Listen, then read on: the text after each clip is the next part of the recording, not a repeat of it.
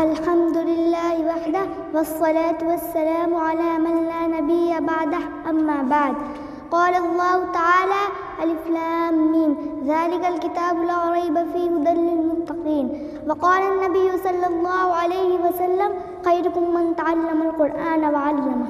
صدر محترم، اساتذہ کرام اور عزیز ساتھیوں، آج کی اس آراستہ اور پررونق محفل میں میرا موضوع خطابت ہے قرآن کریم ایک کتاب ہدایت۔ حضرات سامعات، اس میں کوئی شک نہیں کہ قرآن کریم ایک ہدایت نامہ ہے۔ اس کلام الہی کے نزول کا مقصد لوگوں کو راہ دکھانا اور راستہ سے بھٹکی ہوئی انسانیت کو صحیح رخ پر ڈالنا ہے۔ اسی لیے اس جگہ اسے ھدی للناس فرمایا گیا ہے کہ یہ کتاب تمام لوگوں کے لیے ہدایت ہے، لیکن سبھی اس کا فائدہ اٹھا کر ہدایت نہیں پاتے، بلکہ ہدایت اسے ملتی ہے جسے اس کی طلب صادق اور حقیقی تلاش اور جستجو ہو۔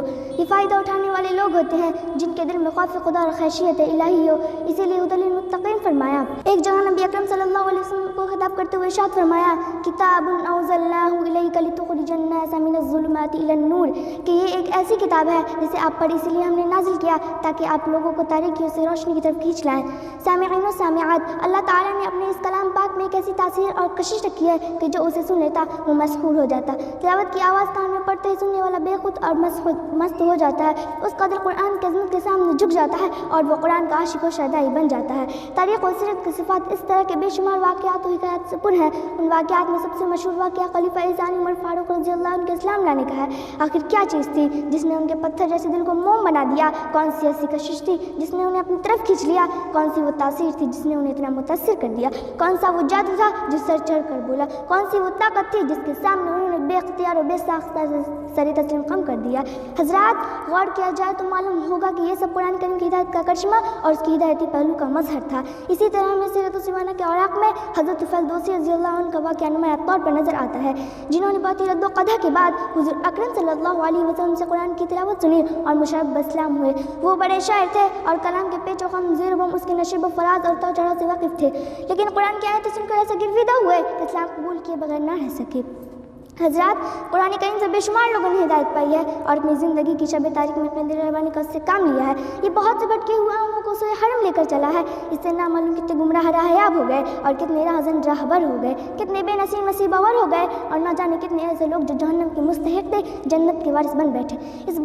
اس کے برعکس کے دوسری طرف ان کے جیسے بدبخت اور پاری نظر آتے ہیں جنہوں نے قرآن کی ہدایت قبول نہ کی، اس کے پیغام کو ٹھکرا دیا تو وہ گمراہ ہو گئے، راہ بھٹک گئے اور اپنے لیے ہمیشہ عذاب خرید کر جہنم کو اپنا ٹھکانہ بنا لیا۔ اسی لیے اللہ تعالیٰ نے ارشاد فرمایا، یضل بہ کثیرا ویہدی بہ کثیرا، کہ قرآن دو دھاری تلوار کی مانند ہے، اس سے فائدہ بھی پہنچتا ہے اور نقصان بھی، اس سے گمراہی و ضلالت بھی ملتی ہے اور راہ ہدایت بھی۔ یہ گل بھی ہے اور خار بھی، ہمارا کام گل کا انتخاب اور خار سے اجتناب ہے۔ سامعین و سامعات، غرض کہ قرآن کریم کا صرف ہدایتی پہلو اتنا وسیع ہے کہ اس سلسلے کے اتنے بے شمار واقعات ہیں کہ ان کا احاطہ ناممکن اور تمام گوشوں کو اس مختصر وقت میں سمیٹنا انتہائی مشکل و دشوار ہے، قیم سفینہ چاہے بحر بے کناں کے لیے۔ حضرات سامعات، یہ تو قرآن تمام بنی نوع انسان کے لیے ہدایت کا ذریعہ ہے، اسی لیے اسے ھدی للناس فرمایا گیا، لیکن حقیقت میں ہدایت وہی پاتا اور حاصل کرتا ہے جو صاحب ایمان اور صاحب دل ہو، اسی لیے ھدی للمتقین کہا گیا۔ آج یورپ میں مستشرقین قرآن و حدیث کے کیڑے بنے ہوئے ہیں، ان کے پاس قرآنی معلومات ہمارے اچھے علماء سے کہیں زیادہ ہیں، ان کا فہم و تدبر بہت بڑھا ہوا ہے، پھر وہ ہدایت سے محروم کیوں ہیں؟ اس لیے کہ ان کے پاس اللہ کی کتاب ہدایت پر ایمان نہیں۔ معلوم ہوا کہ استفادہ کے لیے ایمان شرط ہے۔ خلاصہ کلام کے طور پر بس یہی کہا جا سکتا ہے کہ وہ ایک کتاب ہدایت سراپا رحمت اور مومنین کے لیے اول تاخیر بشارت کی بشارت ہے، اسی لیے ہدی و رحمت و بشریٰ للمسلمین کہا گیا۔ انہی تین کلمات پر اکتفا کرتی ہوں اور اللہ تعالیٰ سے دعا گوں کہ وہ ہمیں قرآن کی فیوز و برکات سے منتفع فرما کر اپنی رحمت و ہدایت کا مستحق بنائے اور قرآن کی سعادت و بشارت کو ہم سب کے لیے مقدر فرمائے۔ آمین۔ وما علینا الا البلاغ المبین۔ والسلام علیکم۔